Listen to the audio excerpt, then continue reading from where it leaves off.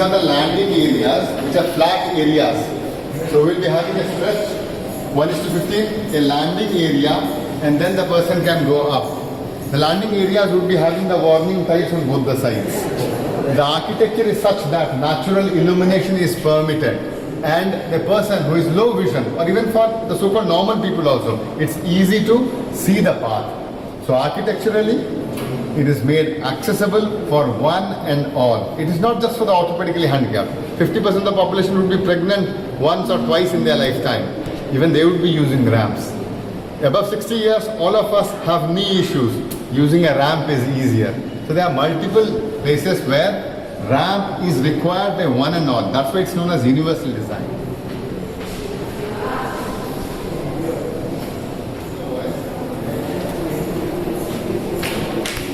NIEPMD is such that it is accessible. It's in 90 degrees. So you can see it's all in 90 degrees, and it is laid with guiding tiles.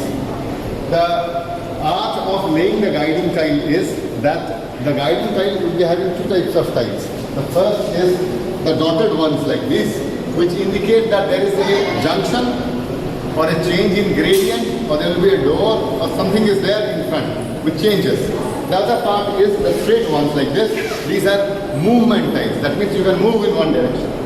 So for instance, if a person who is visually impaired needs to go to the lift there, then he can easily be told, this is the junction tile, you go straight, these are movement tiles.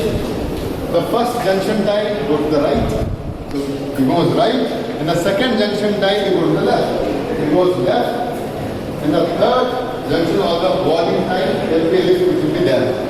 So we can see that this is not just accessible for the visually impaired, it is accessible especially for the locomotor disabled. So we can ask the gentleman to see whether the lift is accessible. Please come. Can you enter a lift? Yes, so the switches are at hand distance. Go. The accessible feature is in terms of how the steps or the staircases are made. The speciality is that, you can see, we have these radial strips here and the red marks as well. So a person knows that there is a step.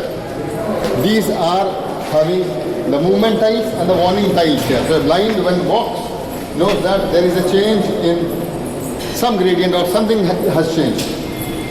So once the person goes up, you can see the coefficient of friction of the floor here and the coefficient of friction of the step here are different.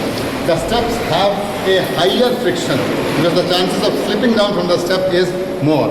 Furthermore, the steps have this noosing so that tipping is not there. That means this comes out a bit. It has the railings which are there. It has appropriate lightings which are there. These make the steps accessible. So the tiles, the radium glow, the coefficient of friction, the noosing, the handrails on both the sides required for making steps accessible.